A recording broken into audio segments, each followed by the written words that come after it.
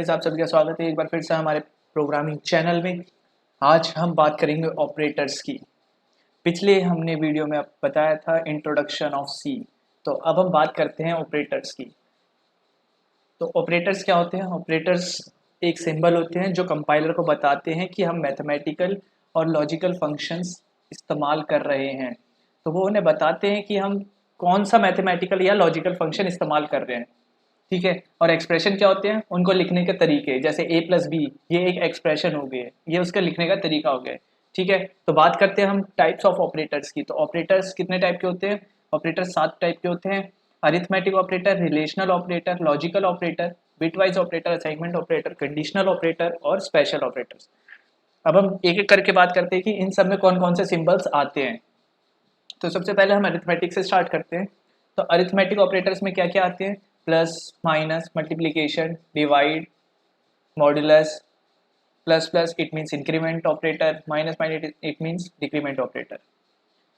Relational में आते हैं equal to, not equal to, greater than, less than, sorry, less than, greater than equal to, less than equal to. Okay. अब next आता है हमारा logical operator, जिसमें हम logical and, logical or logical not इस्तेमाल करते हैं। जैसे कि गेट में होता है वैसे ही यहाँ पर भी होता है। जैसे लॉजिकल गेट होते हैं वैसे ही यहाँ पर लॉजिकल एंड और नॉट वही वर्क करते हैं जो लॉजिकल गेट्स में करते थे। अब बिटवाइज ऑपरेटर, जिसमें एंड और, एक्सक्लूसिव और, लेफ्ट शिफ्ट राइट शिफ्ट होता है। अब नेक्स्ट आता है हमारा असाइनमेंट ऑपरेटर, जिसमें हम इस्तेमाल करते हैं equal to, plus equal to, minus equal to, multiply equal to. तो ये मैं आप सभी को बताऊंगा अपने प्रोग्राम करते वक्त कि ये कैसे कैसे इस्तेमाल होते हैं और इनका क्या क्या मतलब होता है। अभी के लिए हमें क्या याद रखना है इन सबको। फिर आता है कंडीशनल। कंडीशनल में क्या होता है? Ternary operator. ठीक है। टर्नरी ऑपरेटर का इस्तेमाल करने का तरीका होता है, हम पहले एक्सप्रेशन लिखते हैं, फिर क्वेश्चन मार्क, देन उसके बाद हम क्या इस्तेमाल करते हैं? एक्सप्रेशन 3। तो अगर हम एक्सप्रेशन 1 की बात करें तो एक्सप्रेशन 1 हमारा होता है कंडीशन चेक करने के लिए कि कंडीशन ट्रू है या फॉल्स। तो अगर कंडीशन ट्रू है तो एक्सप्रेशन 2 चलेगा, और अगर कंडीशन फॉल्स हुई तो एक्सप्रेशन 3 चलेगा। ओके। अब नेक्स्ट बात आती है स्पेशल ऑपरेटर्स। स्पेशल ऑपरेटर्स क्या करते हैं? तो स्पेशल ऑपरेटर्स जैसे साइज ऑफ हो गया। साइज ऑफ क्या किस लिए इस्तेमाल होता है? वेरिएबल्स के साइज को बताने के लिए। इससे हम वेरिएबल का साइज पता लगा लेते हैं।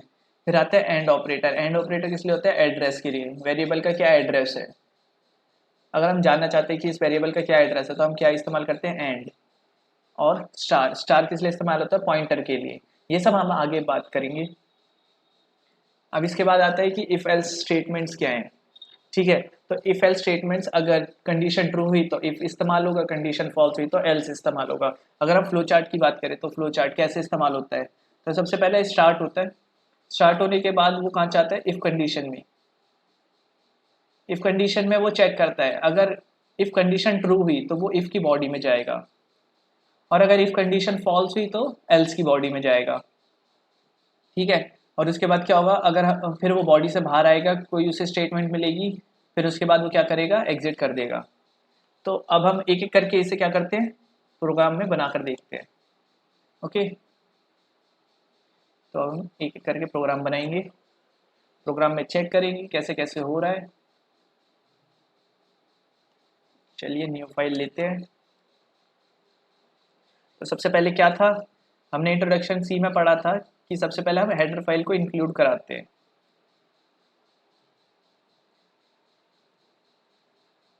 stdio.h और #include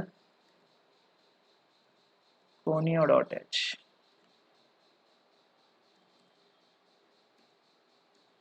देन उसके बाद क्या था? मेन फंक्शन था हमारा।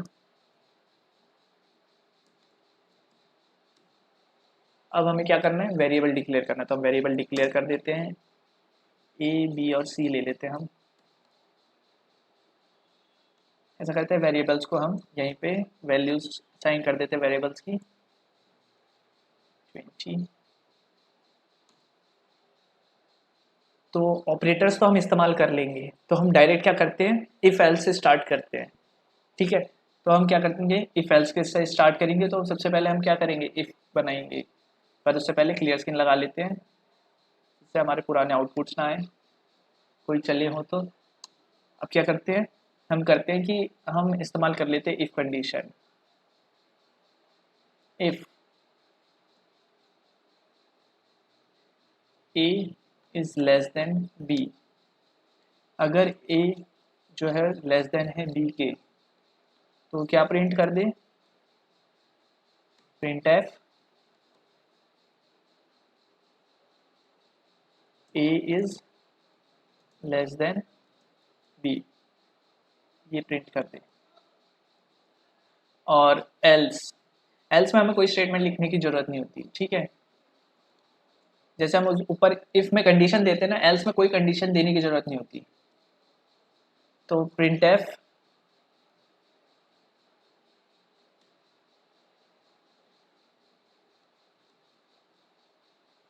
ए इज ग्रेटर देन और इक्वल टू बी, या तो ग्रेटर देन हो सकता है या इक्वल टू भी हो सकता है, अब ये हमें नहीं पता कि कुछ भी हो सकता है, ठीक है। अब हम क्या करेंगे, get C H, get C H किस लिए इस्तेमाल होता था, स्क्रीन को वहीं पर रोके रखने के लिए ताकि हम आउटपुट देख सकें। तो अब हम करते हैं, रन करते हैं। तो उससे पहले देख लेते हैं ए क्या है, ए लेस देन इक्वल टू 20 है, मतलब ए जो है लेस देन बी के इक्वल है। तो अगर ए लेस देन बी है तो वो कौन सी स्टेटमेंट इस्तेमाल करेगा, इफ़ की। अब हम क्या करते हैं, इसको छोटा कर देते हैं, इसको 10 कर देते हैं, 20 कर देते हैं।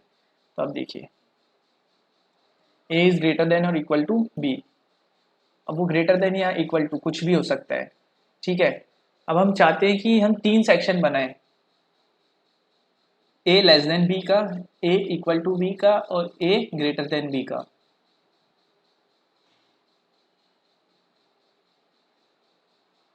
तो उसके लिए हम क्या इस्तेमाल करेंगे, एल्स इफ का, ठीक है। उसके लिए हम क्या इस्तेमाल करेंगे, एल्स इफ। एल्स इफ में हम कंडीशन देते हैं, क्योंकि इफ के बाद हम एक और इफ इस्तेमाल नहीं कर सकते, तो इसलिए हम क्या इस्तेमाल करते हैं, एल्स इफ। तो हम कंडीशन दे देते हैं ए इक्वल टू बी, ठीक है। तो वो क्या प्रिंट कर दे, ए जो है वो इक्वल है बी के,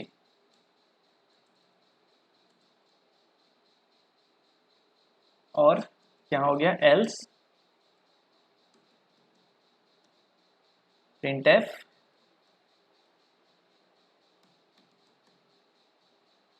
ए इज ग्रेटर देन बी, ठीक है।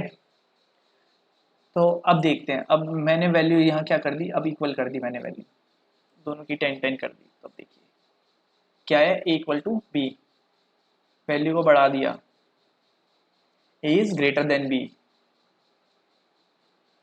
वैल्यू को कम कर दिया, A is less than B, ठीक है। अब आप सोच रहे हो कि मैंने यहाँ डबल इक्वल टू क्यों लगाया, इक्वल टू तो ऐसे लिखते थे, ए इक्वल टू बी, इसका मतलब होता है कि ए जो है वो बी के इक्वल है। लेकिन सी प्लस प्लस यानी सी प्लस प्लस नहीं, सी में, सी प्लस प्लस में, या प्रोग्रामिंग कह सकते हैं कि प्रोग्रामिंग में ए इक्वल टू बी करने का तरीका होता है जिसमें डबल इक्वल टू लगे। जब डबल इक्वल टू लगेगा तब प्रोग्रामिंग में मशीन समझेगी कि क्या ए जो है वो बी के इक्वल है। अगर हम ये करें थे कि ए इक्वल टू बी, तो मशीन क्या समझेगी, जो बी की वैल्यू वो क्या है, वो ए के अंदर चली गई है, ठीक है।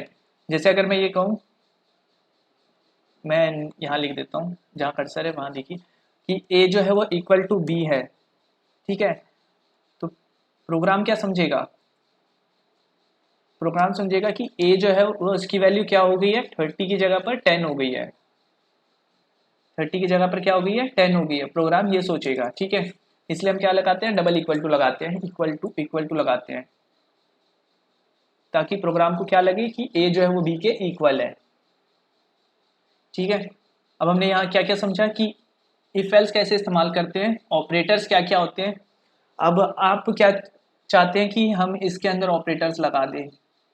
अब कंडीशन क्या बना दे, ए प्लस बी क्या होना चाहिए, ए प्लस बी इक्वल टू होना चाहिए 40 के, ठीक है। तो ये वाली लाइन प्रिंट हो, इसे मैं हटा देता हूँ अभी के लिए, कमेंट सेक्शन में डाल देते हैं।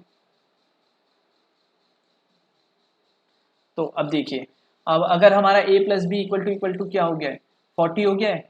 इसको एक और ब्रैकेट में डाल देते हैं ताकि वो कंफ्यूज ना हो। तो अब देखिए a is less then b, उसने ये प्रिंट कर दिया क्योंकि क्या था, a इक्वल टू 40 था। अब मैं यहाँ पर चेंज कर देता हूँ 20 और एक्स्ट्रा, तो ये 50 हो जाएगा। तो इक्वल टू 40 तो रहेगा नहीं, तो वो कहाँ जाएगा, एल्स की स्टेटमेंट में जाकर ग्रेटर देन b, एल्स की स्टेटमेंट में चला गया। तो ऐसे हम यहाँ पर कोई सी भी कंडीशंस दे सकते हैं, ठीक है। यहाँ पर हमने कोई सी भी कंडीशन दे दी।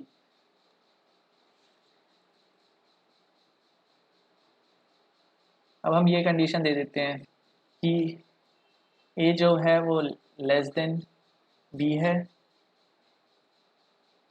एंड दूसरी कंडीशन दे देते हैं a जो है वो, सॉरी, a प्लस बी जो है वो इक्वल टू है किसके, 50 के, ठीक है। ग्रेटर देन कर देते हैं, ग्रेटर देन कर देते हैं, ठीक है। अब देखिए क्या होता है,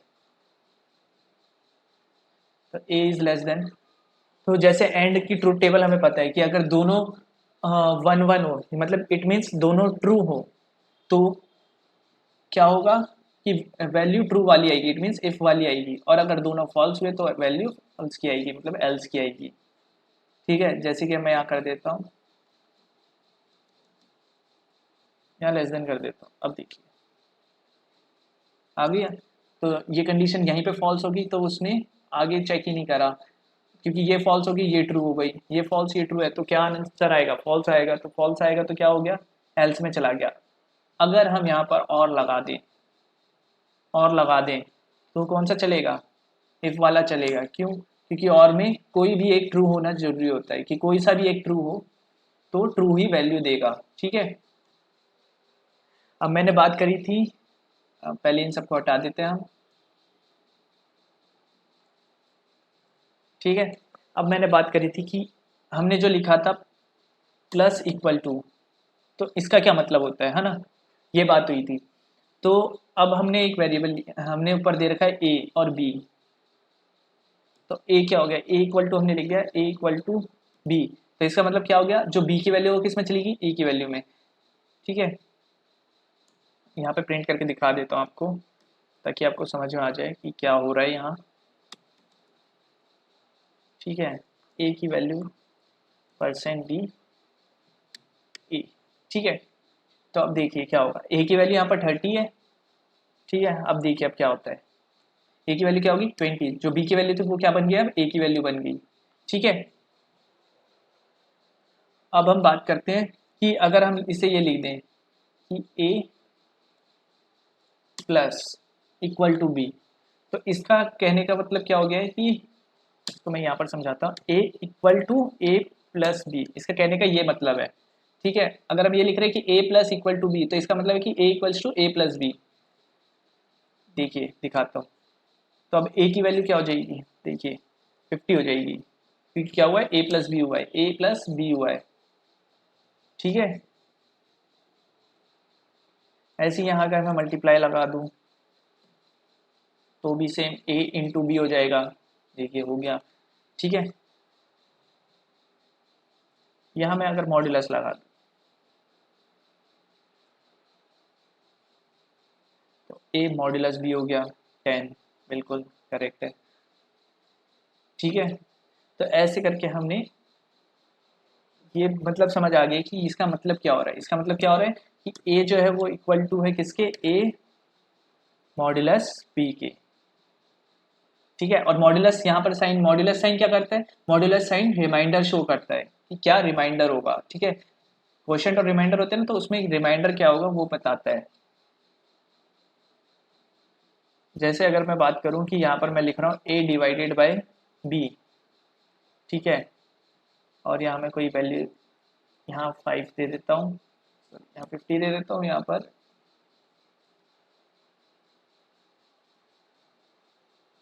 15 दे देता हूँ, ठीक है। अब देखिए, अब 3 पे अब 15 3 ज़्यादा 45 होता है, अब रिमाइंडर कहाँ गया, ठीक है। अब मैं यहाँ रिमाइंडर भी शो कराता हूँ, printf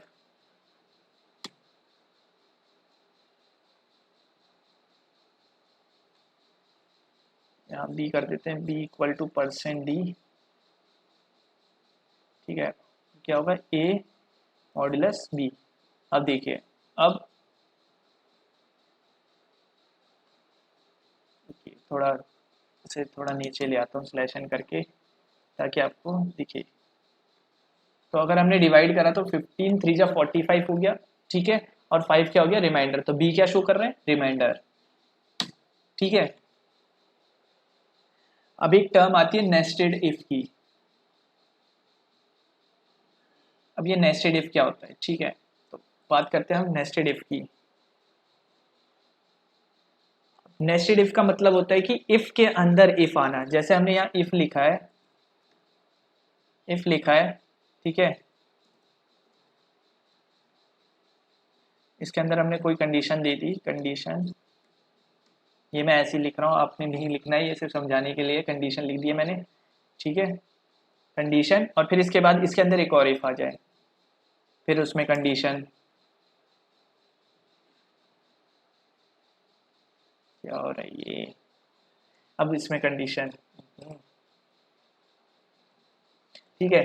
और फिर इसके अंदर फिर से कोई बॉडी दे दी इफ की, ठीक है। तो इसे कहते हैं नेस्टेड इफ की। इफ के अंदर क्या इस्तेमाल कर रहे हैं हम, इफ के अंदर ही हम इफ इस्तेमाल कर रहे हैं। तो नेस्टेड का मतलब ये होता है कि अंदर इस्तेमाल करना, कि इफ के अंदर इफ, ठीक है।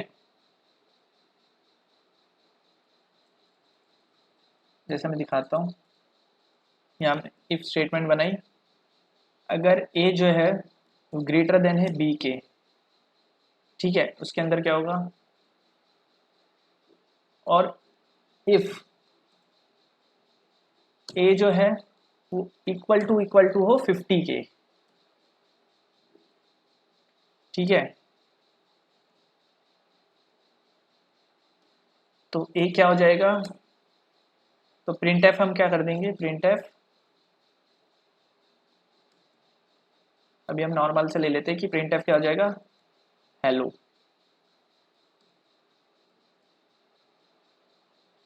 Otherwise else,